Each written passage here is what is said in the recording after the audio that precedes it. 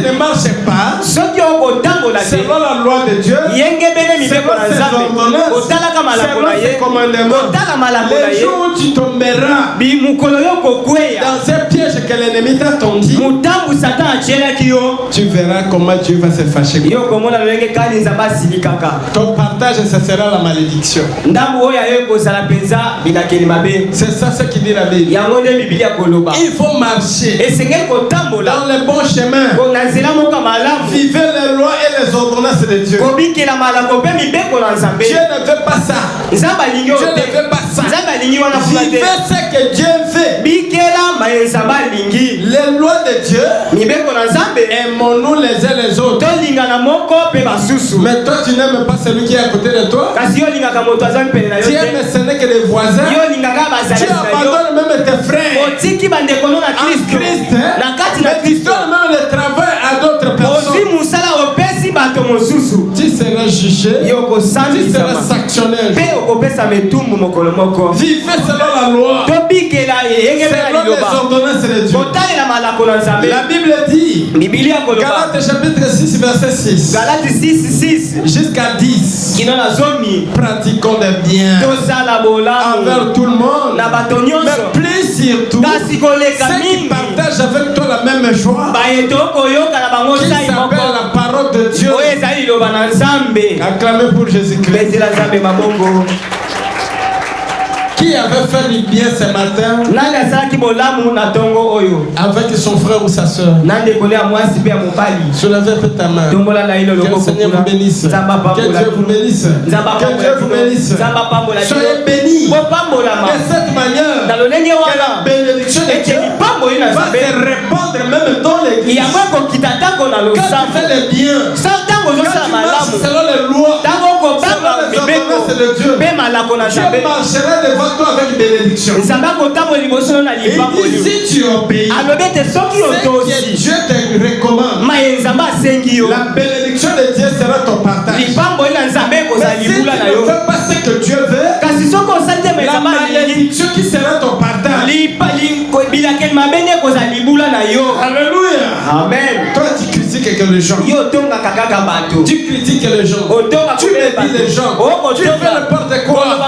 Sache bien qu'un jour, on te fera comme tu as fait. Tes actes là qu'on te jugera par tes actes. Tout ce que tu fais ici qu'on te jugera. C'est trop étonnant. J'ai prêché cette prédication sans savoir. Et demain, on m'appelle. Papa venez à la maison de savoir j'ai dit laquelle? Oh, papa venir. J'ai dit dis-moi avant de venir. Oui, papa écoute. Nous avons un problème. La sœur telle. Aïe, un bébé. Mais quand on a regardé le bébé, la face des voisins. Papa elongi ya moto mosusu. Ya pasteur Freddy elongi yango. Oh, la face des voisins. Ndenge ni elongi ya pasteur Freddy. Amen. Et moi quand on m'a dit ça, j'ai commencé à juger. J'ai commencé à juger les actes de la sœur. J'ai trouvé oui. Elle mérite quoi? Les sanctions. Et je dis Seigneur, qu'est-ce qui m'arrive? J'ai essayé de calmer la famille. J'ai essayé de calmer la famille. Mais malgré que je calme, j'ai aussi la colère. Pourquoi elle devrait faire ça? Et le frère m'appelle. J'ai appelé les Bokilo. Viens. Papa, qu'est-ce qu'il y a? J'ai dit j'ai un problème. Venez. Il est venu comme son père l'a appelé. Arrivé au bureau, je l'ai présenté. Regarde ces photos. Regarde ces photos. Il dit oh Seigneur, qu'est-ce qui m'arrive? Ce n'est que les épreuves de ma vie. J'ai tout cherché à faire sortir cette affaire de la face. Mais aujourd'hui, ce qui paye. Oh mon Dieu. Oh Nzambe na ngai. Gloire à Dieu. Cet homme c'est un enfant de Dieu. Je ne vais pas le lâcher comme ça. Je parle avec le frère. Je parle avec le frère. J'ai consolé avec le frère. Et le frère a sorti du bureau. Phare à phare. Na voisin boba pesi. Il ne pouvait même pas se saluer. L'autre a la colère. Un petit peut saluer lui. Je dis Seigneur, le feu va se dévoiler ici. Oh. Et l'autre partie. L'autre partie. J'ai appelé l'autre. On a parlé. On a parlé. Et la sœur a eu la sanction. Quand on t'a demandé, il dit oui, je peux avouer la regarde, c'est vrai. Ce petit ici ne vous appartient pas. Il appartient à quelqu'un qui s'appelle peut-être Jonas. Oh, frère Benjamin. Oh. Bacha photo boy elongi avoir. Le petit on peut-être aller quoi Maneli. Et quoi ça? À ce qu'on le savoir il y a bateau. À ce qu'on le savoir mon amour. Petit wala pas ce qu'on a fait savoir mon amour par hasard. Oh, chaque acte et que la doit être jugé. C'est pas la prière d'un péché. Pourquoi tu pries et tu ne réussis pas? Tu es dans le péché. Regarde d'abord ta vie. Répare-toi. Cherche à arranger ta vie. Afin que Dieu va écouter ta prière. Dis amen. Dis amen. Tes prières n'arrivent pas à Dieu parce que tu n'as pas encore reparti. Tu caches d'autres choses. Tu as fait avec un homme 5 enfants,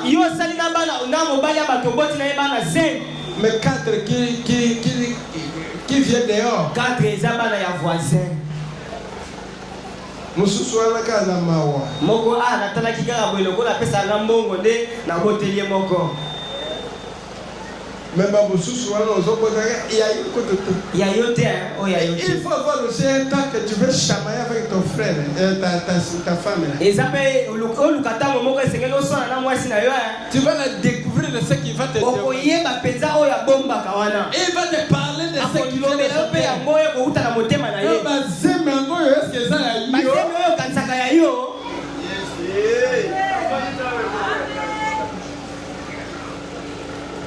Yes. Allah lisanga banzala est-ce que yo moninga na kelela yo la lisanga banzala wana na kelela te ozoka wapi soki nga na pesite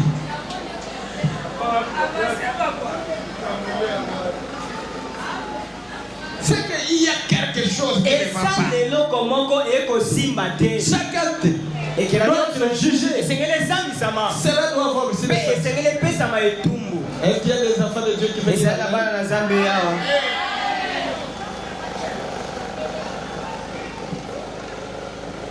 mensonge lokuta. Ma soeur, nous sommes des chrétiens frères. Même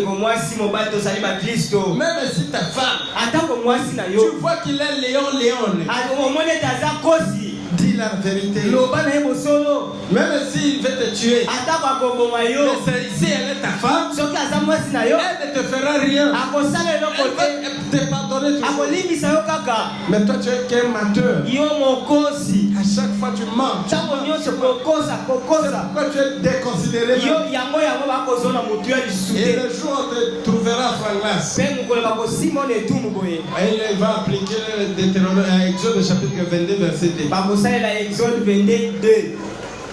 Qui connaît ce verset? À part le prédicateur, qui connaît? Ma femme, tu connais? Maman fa, oui bien. Quoi? Ni yango.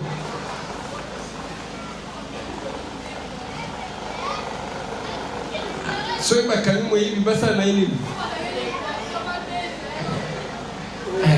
Acclamez pour le Seigneur Jésus-Christ. Exode chapitre 22, verset 2. Exode 22, verset 2. Si on t'attrape avec une infraction, un voleur de guitare, muibi ya guitare. Un voleur de guitare. Mais on te trouve avec le guitare. On te ravit premièrement le guitare. On te frappe. Que tu meurs même. On ne sera pas coupable. Et ma soeur, avec ton téléphone, si on juge des messages que tu écris, si on juge des voices que tu envoies, si on regarde les photos que tu as, si on te juge, tu ne seras pas coupable. Tu ne mérites pas être sanctionné. Un voleur ne veut pas qu'on le vole. Si tu vois une femme être jalouse, sache bien que ce qu'il fait là, il ne veut pas qu'on le fasse.